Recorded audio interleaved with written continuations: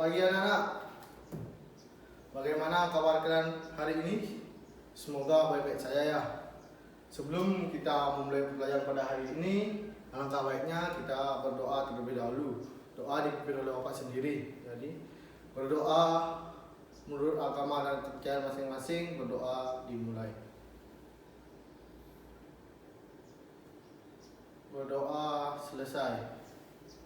Nah, baik, sebelum kita memulai pelajaran pada hari ini, Bapak akan menyuruh adik-adik semua untuk bernyanyi yang berjudul Garuda Pancasila.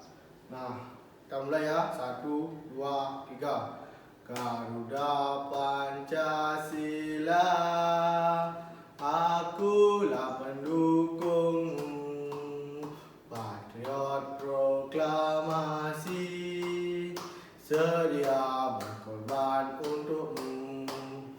Pancasila dasar negara, rakyat adil makmur sentosa, pribadi bangsaku. Ayo maju, maju, ayo maju, maju, ayo maju, maju. Nah, sekarang kita akan memulai pembelajaran. Sebelum itu, apakah adik-adik pernah ke sawah? Nah, di sawah tersebut apakah pernah melihat belalang? Ya, pernah. Nah, jadi belalang itu makan apa ya adik-adik? Oh ya, betul, makan rumput. Nah, jadi kita akan mau belajar sekarang mengenai rantai makanan. Rantai makanan dan jaring-jaring makanan. Nah, bisa dilihat di depan. Saya dilihat di depan, materi di depan, dan dibaca terlebih dahulu.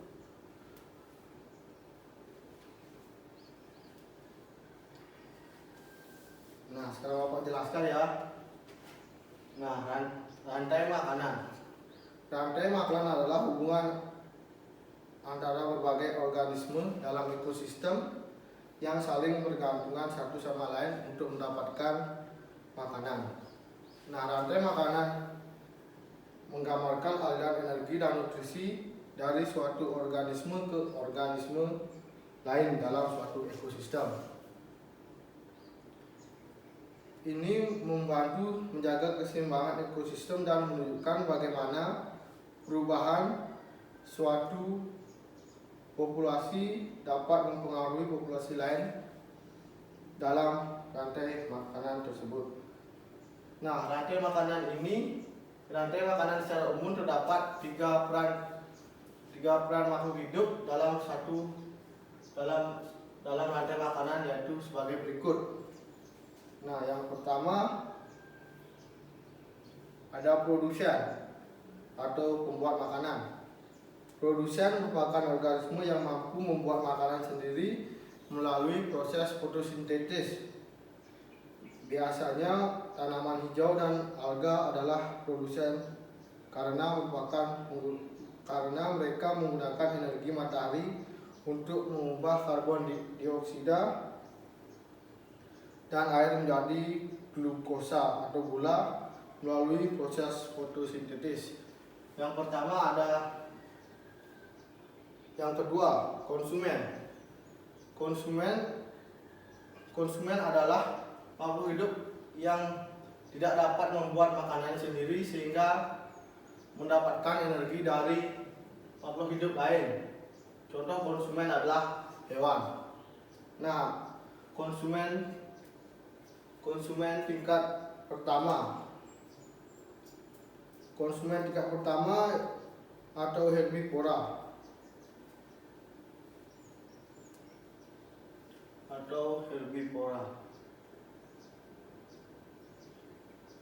Herbivora merupakan organisme yang makan tumbuhan dan hanya mengonsumsi produsen.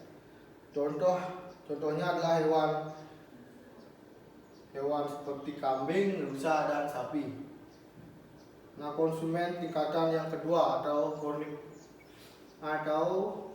karnivora merupakan organisme yang makan hewan. Mereka adalah konsumen yang memakan konsumen pertama. Contohnya adalah singa, serigala, dan burung.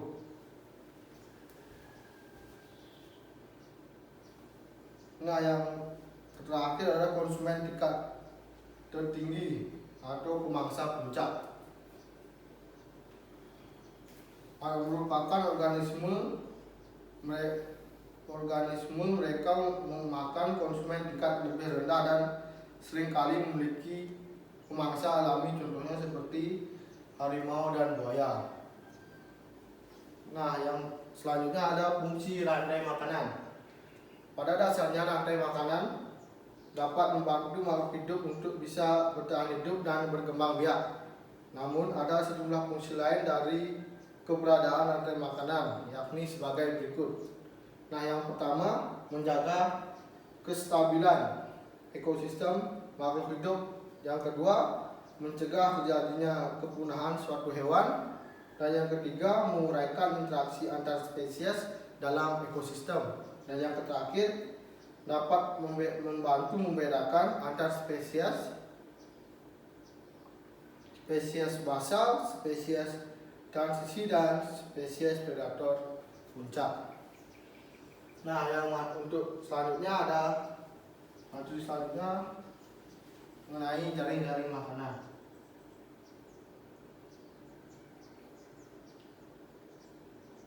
Mohon maaf, Pak, lupa. Dan selanjutnya itu ada hewan rantai makanan yang ada di laut.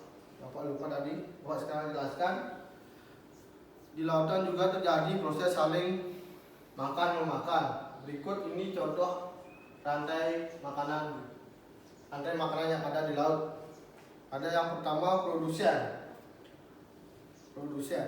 pertama, produsen fitoplankton ialah sekumpulan tumbuhan hijau yang sangat kecil ukurannya dan melayang-layang di dalam air. Yang selanjutnya ada konsumen pertama adalah zooplankton atau hewan pemakan fitoplankton. Konsumen yang kedua adalah ikan-ikan kecil, dan konsumen yang ketiga adalah ikan-ikan yang sedang, dan konsumen keempat adalah ikan-ikan yang besar. Ini ada beberapa contoh rantai makanan. Ini ada contoh rantai makanan yang ada di sawah. Yang selanjutnya contoh rantai makanan yang ada di kebun, dan contoh rantai makanan yang ada di laut, contoh rantai makanan yang ada di danau. Nah, materi selanjutnya adalah jaring-jaring makanan. Jaring makanan adalah hubungan antara rantai makanan yang ada dan apa yang dimakan spesies dalam sistem ekologi, atau dengan kata lain sekumpulan dari beberapa rantai makanan yang saling berhubungan. Nah, ada beberapa komponen utama yang terlibat dalam jaring makanan. Yang pertama ada produsen. Produsen adalah organisme yang mampu membuat makanan sendiri melalui fotosintesis. Mereka menggunakan matahari untuk mengubah karbon dioksida menjadi glukosa. Contohnya seperti tanaman hijau. Contoh produsen termasuk tanaman hijau. Nah, yang selanjutnya konsumen. Konsumen adalah organisme yang mengonsumsi bahan organik, baik itu tumbuhan atau organisme lain, untuk mendapat energi.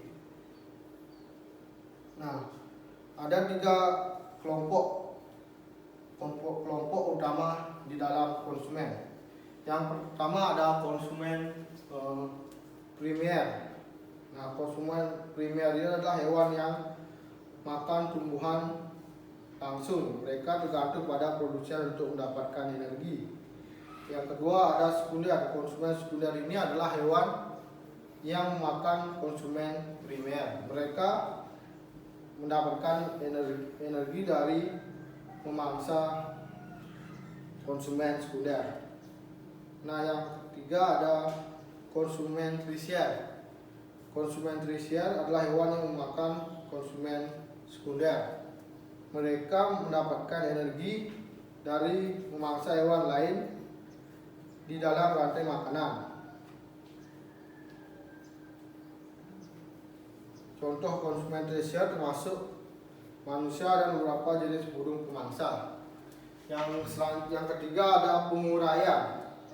Penguraian juga dikenal sebagai deskomposer, adalah organisme yang memecahkan sisa-sisa makanan organik dan bahan mati mencapai reduksi sederhana. Mereka berperan dalam daur ulang materi dalam ekosistem dengan produsen. Contohnya penguraian yang termasuk adalah bakteri dan jamur. Yang keempat ada tingkat tropik. Tingkat tropik mengacu pada posisi suatu organisme dalam jaring-jaring makanan berdasarkan sumber energi yang dikonsumsinya. Nah, produsen berada di tingkatan tropik pertama, konsumen primer di tingkatan tropik kedua, dan sekunder di tingkatan tropik ketiga. Dan seterusnya, semakin tinggi tingkat tropik dan semakin sedikit energi yang tersedia. Nah, pentingnya untuk diingat bahwa jaring-jaring makanan tidak selalu linear, melainkan berbentuk rantai yang kompleks dan terhubung satu sama lain dalam suatu ekosistem. Ada beberapa organisme yang dapat memiliki peran ganda sebagai konsumen primer dan sekunder tergantung pada makanan yang mereka konsumsi. Nah, perubahan pada satu bagian dari jaring makanan dapat mempengaruhi proses organisme lain yang terkait dengannya, dan kompleksitas ini menjaga keseimbangan ekosistem secara keseluruhan. Dalam jaring-jaring makanan ini ada juga konsep tingkat energi yang disebut dengan piramida energi. Piramida energi ini menggambarkan jumlah energi yang tersedia pada suatu tingkat tropik dalam suatu ekosistem. Sebagian besar energi ini yang diperoleh oleh produsen hilang dalam bentuk panas saat energi mengalir ke tingkat tropik yang lebih tinggi. Oleh karena itu, jumlah energi yang tersedia di tingkat tropik yang lebih tinggi cenderung lebih rendah dan pada tingkat tropik yang lebih rendah. Nah, jaring-jaring makanan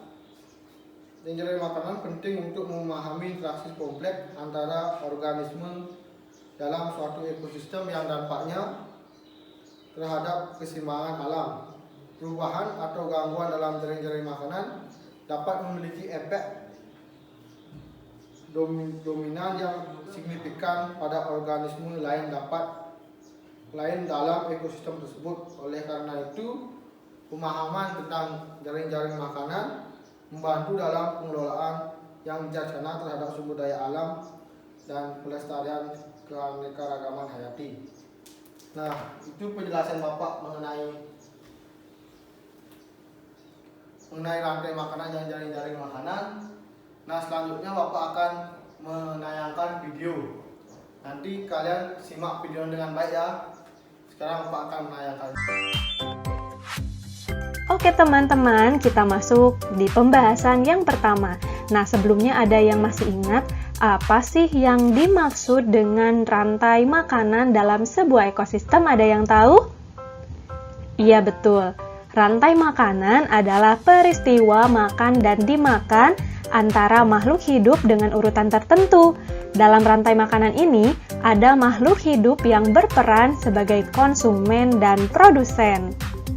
Nah, teman-teman, konsumen yaitu makhluk hidup yang tidak dapat membuat makanannya sendiri, atau dengan kata lain, konsumen ini tergantung pada makhluk hidup lainnya.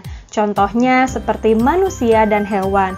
Manusia dan hewan tidak akan hidup tanpa adanya komponen ekosistem biotik dan abiotik. Sedangkan produsen adalah makhluk hidup yang dapat membuat makanannya sendiri, contohnya tumbuhan hijau. Nah, teman-teman, konsumen yang memperoleh makanan langsung dari produsen disebut konsumen tingkat 1. Sementara itu, konsumen yang memperoleh makanan dari konsumen 1 dinamakan konsumen tingkat 2 dan seterusnya.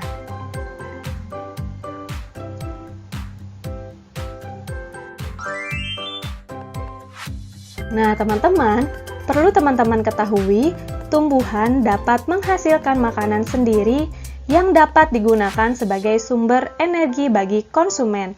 Nah, teman-teman di sini ada yang tahu bagaimana tumbuhan ini menghasilkan makanannya sendiri? Iya betul, yaitu dengan fotosintesis. Nah, perlu teman-teman ketahui juga, karena konsumen ini adalah suatu makhluk hidup yang tidak dapat membuat makanannya sendiri, oleh karena itu, untuk mendapatkan energi, konsumen bergantung pada suatu produsen atau makhluk lainnya. Nah, teman-teman, dalam komponen rantai makanan, konsumen terbagi menjadi 3 bagian. Apa saja sih? Ada yang tahu? Iya, betul. Konsumen terbagi menjadi 3 bagian, yaitu konsumen primer, konsumen sekunder, dan konsumen tersier. Nah, teman-teman, berikut adalah penjelasan dari masing-masing konsumen berdasarkan tingkatan tersebut. Yang pertama ada konsumen primer. Nah, teman-teman, konsumen primer adalah konsumen pertama yang mana ia mendapat energi langsung dari produsen. Contohnya adalah suatu makhluk hidup yang termasuk herbivora seperti sapi, kerbau, kelinci, dan lain-lain. Nah, teman-teman, jika dilihat dari ekosistem sawah yang menjadi atau berperan sebagai konsumen primer, apa ya teman-teman? Iya betul, yang berperan sebagai konsumen primer dalam suatu ekosistem sawah yaitu belalang. Karena belalang langsung memakan produsen yaitu tumbuhan hijau. Selanjutnya, konsumen yang kedua yaitu ada konsumen sekunder. Nah, teman-teman, konsumen sekunder ini merupakan konsumen kedua yang mendapatkan sumber energi atau makanan dari konsumen pertama. Contohnya adalah pada hewan pemakan daging atau sering disebut juga sebagai hewan karnivora. Contohnya adalah misalkan seekor kucing, anjing, ular, dan lain-lain. Nah, teman-teman, bisa kita lihat di contoh dalam sebuah ekosistem sawah yang berperan sebagai konsumen sekunder, yaitu bisa katak atau ular ya teman-teman. Oke, selanjutnya konsumen yang ketiga yaitu ada konsumen tersier, yaitu konsumen yang mendapatkan sumber energi dengan memakan konsumen kedua. Contohnya adalah pada burung elang, harimau, singa, dan lain-lain. Nah, untuk contoh yang sama dalam sebuah ekosistem sawah yang berperan sebagai konsumen tersier atau tingkat 3 ya, yaitu ada apa teman-teman? Ada burung elang ya teman-teman.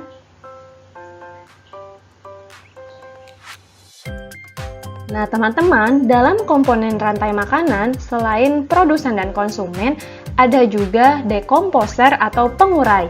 Nah, teman-teman, dekomposer ini adalah suatu organisme yang berperan menguraikan zat organik menjadi zat anorganik.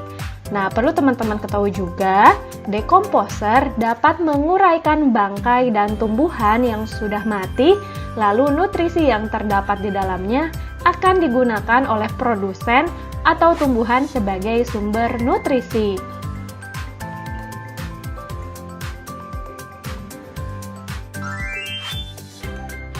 Nah, teman-teman, selanjutnya kita akan mencoba mengurutkan rantai makanan yang terjadi di dalam ekosistem laut. Yang pertama, fitoplankton dimakan oleh zooplankton. Zooplankton dimakan oleh ikan-ikan kecil, ikan-ikan kecil dimakan oleh ikan-ikan berukuran sedang, dan ikan-ikan berukuran sedang dimakan oleh ikan besar, dan yang terakhir, ikan besar mati dan diuraikan oleh mikroorganisme.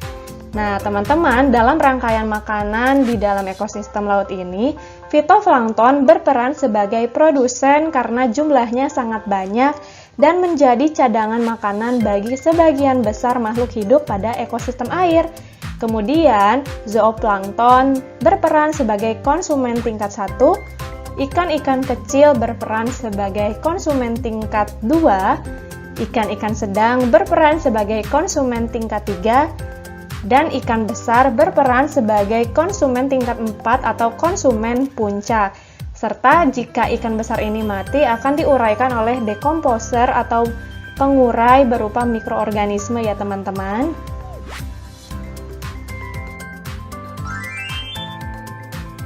Selanjutnya, teman-teman akan mengetahui apa itu jaring-jaring makanan. Nah, teman-teman, jaring-jaring makanan merupakan kumpulan beberapa rantai makanan yang saling berhubungan. Berarti lebih kompleks ya, teman-teman. Organisme yang terlibat dalam sebuah jaring-jaring makanan juga memiliki lebih banyak pilihan makanan dibanding organisme yang ada pada rantai makanan. Jadi, perbedaannya adalah dalam rantai makanan, organisme yang berperan menjadi konsumen hanya memiliki satu pilihan makanan saja. Sedangkan dalam jaring-jaring makanan, organisme yang berperan menjadi konsumen memiliki banyak pilihan makanan serta organisme dalam jaring-jaring makanan lebih banyak dibanding dengan organisme dalam rantai makanan. Nah, teman-teman, berikut ini adalah contoh jaring-jaring makanan pada ekosistem kebun. Bisa teman-teman lihat sendiri di gambar bahwa tumbuhan sebagai produsen atau penghasil makanan sendiri dimakan oleh konsumen tingkat 1, yaitu belalang, burung pemakan biji, tikus, dan kelinci. Lalu, belalang dimakan oleh laba-laba. Kemudian, burung pemakan biji dimakan oleh ular, burung elang, dan rubah. Kemudian, tikus dan kelinci dimakan oleh rubah dan juga burung elang. Lalu, laba-laba dimakan oleh ular dan burung pemakan serangga. Burung pemakan serangga dimakan oleh burung elang dan rubah. Kemudian, ular dimakan oleh burung elang. Dan jika burung elang dan rubah mati, maka mereka akan dimakan oleh bakteri pengurai.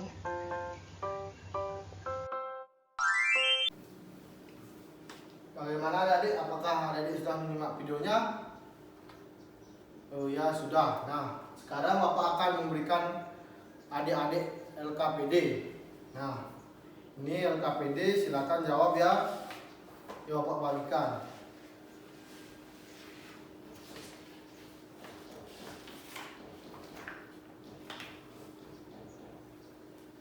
Silakan, di LKPD itu ada tujuan dan petunjuk. Silakan adik-adik baca dengan baik dan Bapak memberikan kalian waktu 15 menit untuk menjawabnya.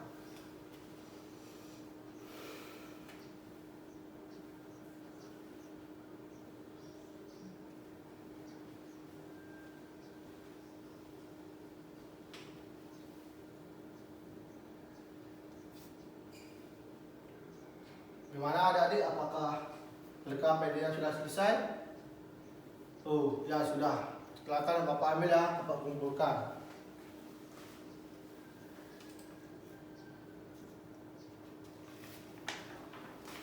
Baik adik-adik, ini LKPD ini nanti Bapak periksa di rumah saja.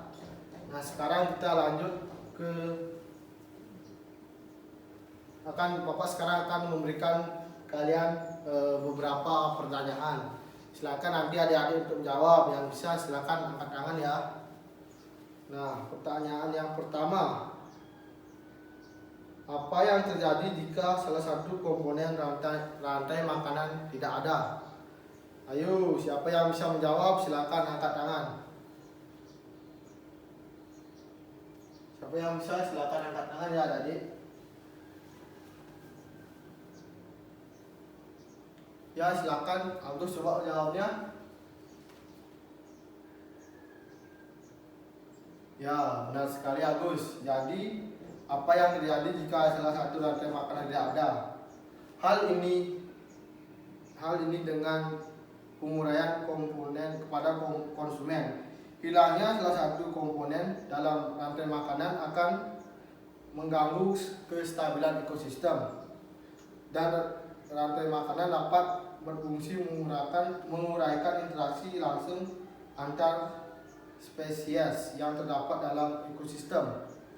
Nah, bagus sekali yang jawaban Agus. Nah, untuk pertanyaan kedua, apakah rantai makanan yang satu dengan yang lainnya saling berhubungan? Yang bisa silakan angkat tangan ya. Ya, coba Wahyu. Oh, baik, benar sekali yang dikatakan Wahyu. Apakah rantai makanan yang satu saling berhubungan satu sama lain? Ya, Bapak pertegas ya. Berbagai kemungkinan rantai makanan pada ekosistem yang saling berhubungan membentuk sebuah jaring makanan, sehingga tentu saja rantai makanan salah satu dengan yang lainnya saling berhubungan. Saat suatu rantai makanan kehilangan salah satu komponennya, maka berdampak pada kestabilan ekosistem. Nah, sekarang pertanyaan yang ketiga. Apa saja yang dapat mengganggu rantai makanan? Yang bisa silakan angkat tangan.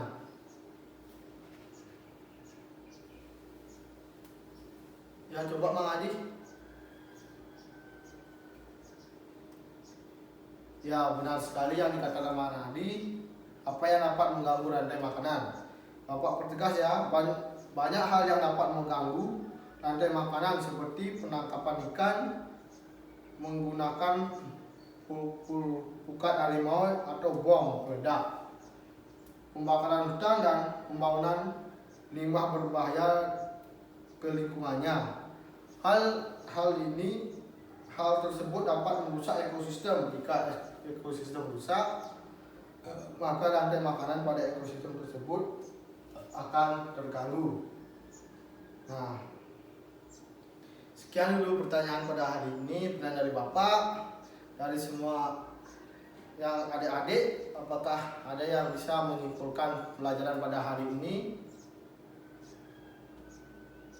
Jika tidak ada, Bapak simpulkan ya.